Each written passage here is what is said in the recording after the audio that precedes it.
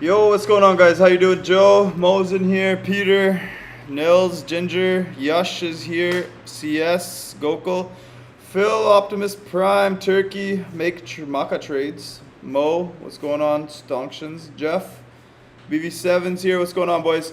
Welcome back. So, like we were saying last week, this is SPX roll week. Started last week. They front ran it a little bit, but it doesn't end until September the 20th. I showed you guys this chart last week, and if you go and look historically, March 12th to 20th was the first roll, June 11th to 19th was the second, and right now we are in the third roll. It's September 10th to September 18th, so we're not quite done with it as it's September 13th yet. We got till this Friday for SPX roll week.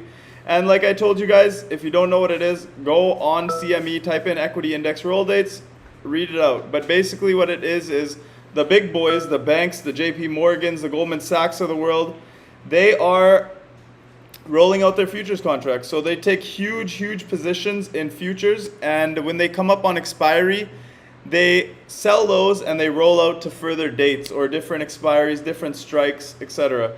So we should have a lot of chop this week. Also, we have the VIX expiration this week. We have a huge options expiration this week, so expect a lot of chop this week. That's why I said last week that every single position I'm taking for the next 2 weeks is going to be less than half of my normal position sizing. So anything I call out will be less than half of my normal position sizing. That should just tell you how careful we need to be this week. Don't over trade. Be very patient. Take only A+ trades.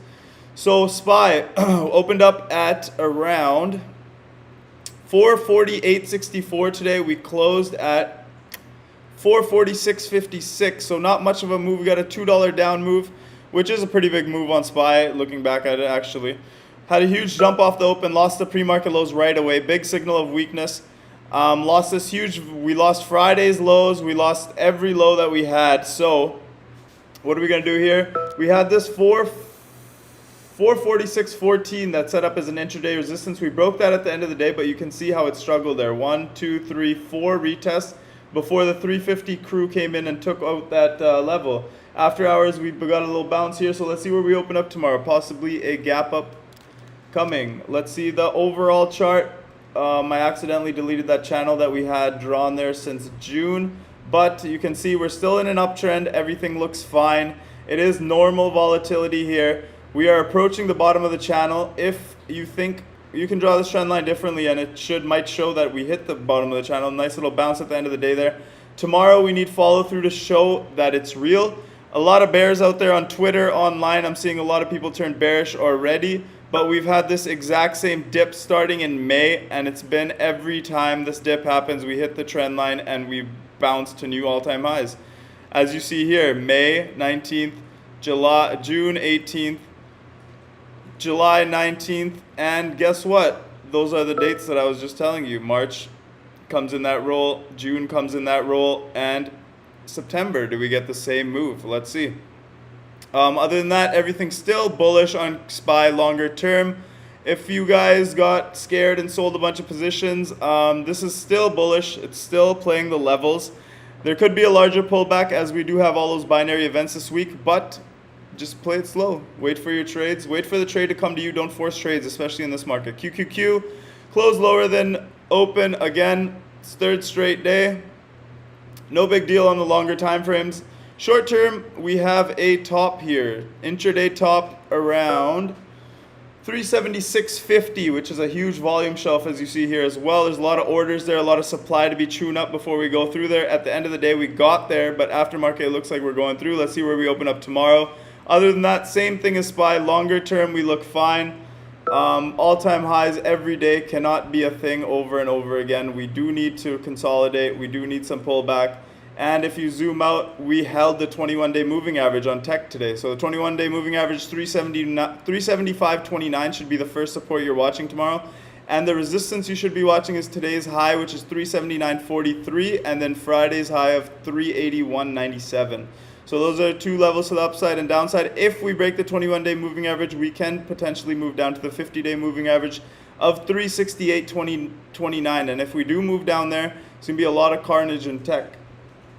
Especially Apple, Amazon week, you know. Keep an eye on Apple and Amazon. They are market leaders. When they are down, usually QQQ will go down with them. So keep an eye on those two. Other than that, XLF, not even going to go in. We actually closed higher than we opened on XLF. So XLF showing some strength in financials here. Let me fix this real quick.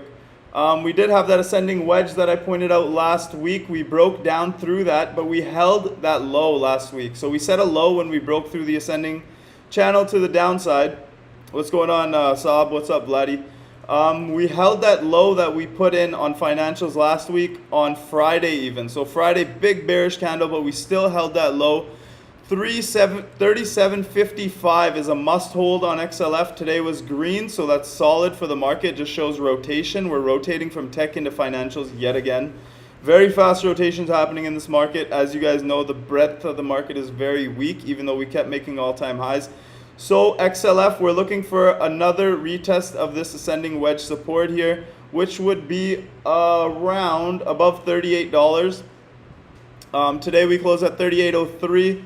So let's see if we get back up to these 38.30. Just draw this ascending wedge from here, from the August 4th low to the September 3rd low. So draw this ascending wedge, drag it out. Let's see if we can get back and retest this support here on XLF, but definitely stronger than Tech and SPY today. Financials. IWM also closed pretty much flat. I mean, we opened today at 223.22 and we closed today at 223.21. So we moved a grand total of 1 cent on small caps today. End of day big buying. We had some volatility in the morning, but we did close almost where we opened. So I'm not too worried about small caps, and financials are a little bit stronger. QQQ and SPY still lagging now. So there's obvious rotation going on. ES, I told you guys my level in the sound was 4,447.50. So we did dump below it, but we did not close any hourly candle below it or daily candle below it. So we did close a little bit positive. I mean, the next level up is 4,464. If we get through 4,464 tomorrow, we need it to hold and move up to 4,478. This is ES futures for SPX. Volatility index, VIX, like I pointed out to you guys last week. I'll go over it again because you guys keep asking me the same questions.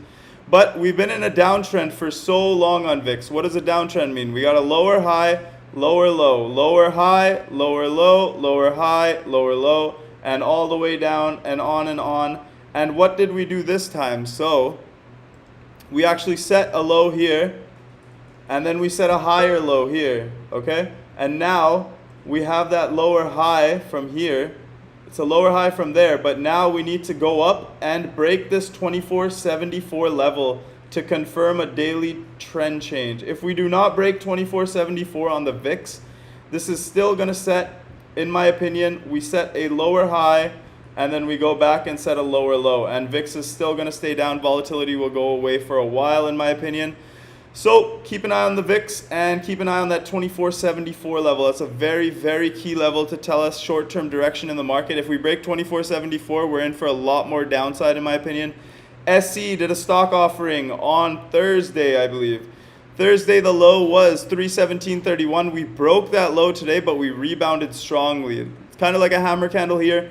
We need to close SE above 328. If we close above 328 on SE, we can still possibly get that gap fill to 342. Other than that, it might take some while and trade in an equilibrium here between 342 and 313. So a lot of chop here on SE. We need confirmation above 328 or a break below 313 before playing it again, in my opinion. And now we will go on to the individual stock charts.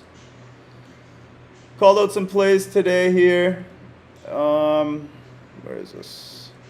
All right, so we'll go over Amazon first. Amazon, we still have a couple of those 3,600 calls for next Friday. Not looking too great, I mean, but it's not broken down. So if you look at the daily chart, huge run up. We're just flagging up here.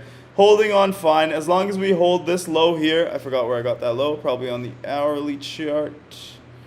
Yeah, so the hourly chart shows 34.48 as the 34.46, 34.46, 34.48. I mean, it's a $3,000 name. $2 isn't going to hurt you, but around 34.46, 34.48.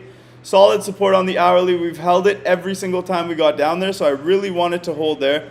Monthly still looks great to me. Weekly still looks okay. I mean, last week was a pretty shitty candle, not gonna lie. It's inverted hammer, shows lower, but as long as we hold 34.46, we still have the potential to reverse and go up. Daily just looks like a lot of chop here. Huge run up, looks like a little flag. As long as we hold 34.46, it still looks bullish. And if we hold 34.46, the next level up is this high of 35.50. See if we get a move up on Amazon, but we need the overall market to turn up for Amazon to hold up. ATER, this one was given to you a couple of days ago, last week at $9. We bought equity and we loaded the October $15 calls. $9 equity I was selling today at $18, called out everything live in my StockLife premium chat. And the options we were selling for around 200% today. So in 1 week, this one could definitely go higher. It's a huge short interest. The chart is set up to squeeze all the shorts. Anyone that's shorted now, remember I told you guys last week, anyone that's shorted since June 10th is underwater because they're going to get margin calls soon. So ATER, I gave you a price target at 20 bucks. I was selling today at 18 bucks. The move's just too fast for me. I'm very happy with 100% in equity in 1 week and options for 200% in 1 week. Why hold when you don't have to? We'll wait for a dip and get back in if we get it. If we don't, on to the next one. Don't FOMO, have your targets, sell, and move on. This one has the capability of running well past $20, especially with that huge short interest, huge volume today. It's the 200-day moving average is at 1958, and we tagged 1910 today. So let's see if we can get follow through on this one. If not, we can get a dip and try to get an entry. But all the shorts that shorted after this June 10th date, now they're in the red. So they're going to think about covering, and when they do cover, it should give us a big move. Airbnb, I went over on Instagram. You can check out why I went into Airbnb this morning. 154.50 is a huge level. I do not want to see Airbnb below 154.50. Why do I say 154.50? All the way back to the IPO, that's been a level. The second bounce, we rejected it, and then we finally ripped through. When we came down, we ripped right through it, but it became resistance again here, here, here, 3 times test, 4th time almost test 154.50. We got through on huge volume right here when David Tepper was buying and all the institutions was buying. If you missed my reasoning on Airbnb, go check out MyStockLife Instagram. It's all in the video. We had a retest today as well. So go watch the video. You'll understand why I took it. Nice gains there. This week I'm looking for base hits. I'm not looking for any home runs. I don't even want 1,000% on a trade. Obviously I want 1,000%, but if you hold that long, you're probably going to lose on OPEX week. If you've been trading long enough, you know how choppy OPEX week can get. So just take what you can get this week. Apple held that bottom today. Complete dump. It's been holding that level of 148.71 today. So 1 test, 2 tests, and 3 tests. 3 tests of 148.71, and it's turning around. We have the Apple event coming up this week. Probably the worst timed event in stock market history during OPEX. But it is Apple. We do need a bounce for the market, to be clear. I mean, tech is weak. But Apple is such a big part of the market. We need Apple to turn around for the market to show any kinds of strength. So watching for that 148.71 level to hold. That level was set on Friday after that huge dump, and today just an inside day. So let's see if we bounce from there. Boeing, I called this one because I showed you guys this morning the weekly chart. I was just counting candles all weekend, as you guys can see. Weekly chart. Last time we got a huge dump, 9-week base breakout. Then we got a 21-week base breakout, another 9-week base breakout, 10-week base breakout. I can't even talk anymore. 3, 6, 9, 12, 15, 16th week now of basing here for Boeing. We have a solid support here at 211.18, which we tested this morning. That's why I jumped in the 220 calls. They were nice and cheap. If it wants to run, it will easily get 220 this week, in my opinion. It's the top of the wedge. So if we retest this resistance here, we'll be way in the money in our calls, and we will get paid nicely. Nice volume today, nice retest of the support. Everything looks nice, and the reason I stayed in when everyone else was cutting was because of the premiums. Premiums held on that whole drop down. I bought them at 77 cents for those $220 lottos. Bought them at 77 cents. We got a big move down intraday, as many of you guys seen. We got this whole move down. Where did I buy them? I bought them here. We got this big dump here. And no, I bought them here. Sorry, yeah, I bought them here for 77 cents. We got this huge move downs, and the premiums were at like 72 cents. Like, why are the calls moving down only 5 cents over a half-hour move? That's something that you pick up over time. Premiums, you can literally make trades just based on premiums, and that's what I did on this one. I held it only because the premiums held so well on this whole down move. Moved up a little bit, and at the end of the day, they're at 90 cents, so that's about 20-25%-ish on those calls. Looks strong after hours, big volume at the end of the day, and let's see if we get that gap up tomorrow. Alibaba, not much to say here. This one is a just up, down, up, down, up, down. No confirmation yet. We're waiting on this weekly to give me a signal to enter, and it's probably not going to be this week. It's already OPEX week. I mean, just wait for the wedge to break out. Let's see if the support holds. Other than that, China and OPEX in the same week might give me a heart attack. Zim, another shipper I called out at 20 bucks, as you guys all know. Closed today at 58.69. Perfect hammer candle off the 8-day moving average, as you see here. Touched the 8-day and moved right up. I'm very bullish on shipping companies this year, and if you don't have equity in this one, I'm sorry, but I got a great average and I'm holding. Tesla, complete reversal today. Morgan Stanley upgrade. A lot of good news about Tesla, the credit system, everything. But if you look at the overall picture, it was a big reversal, but if you look at the overall picture, we closed almost right where we opened, so not a big deal in the longer term. Daily looks like a hammer probably. Yep, hammer candle. Tesla, I would take above 762.61. Other than that, it's just going to be chop. Again, OPEX week, I'm not too excited. Tesla and OPEX in the same week will also give me gray hair. China and OPEX in the same week will give me gray hair as well. Zoom, it's still overvalued. I mean, the weekly chart, the monthly chart is ugly. The weekly chart, ugly.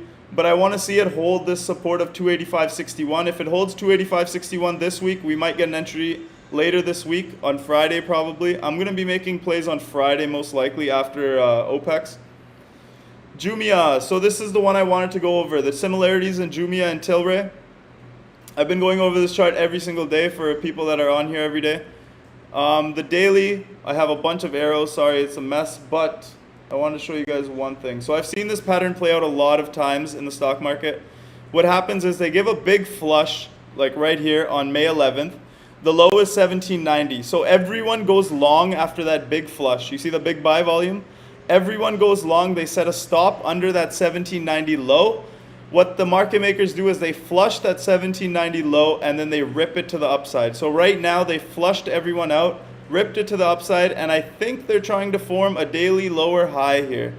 So, or daily higher low, sorry.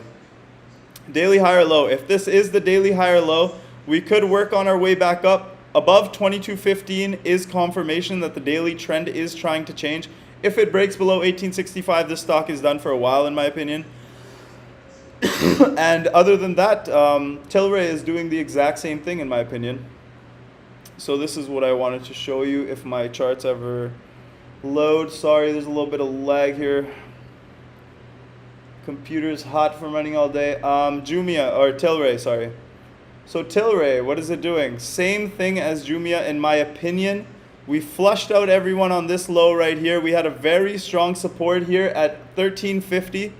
And we flushed everyone out here. Everyone goes long at 1254. They set their stop below 1254. Finally break under to flush everyone's stops, and then a hammer candle. So let's see if Tilray starts reversing here the same way Jumia started reversing after flushing everyone out under 1790. So that's what I'm seeing on those two charts. That's why I said they're similar. Other than that, rig, a couple of sectors I'm bullish on right now is I'm going to let you guys look at the charts. That's some homework for you guys tonight. Oil plays like RIG, you got XOM, you got Chevron, you got a couple others.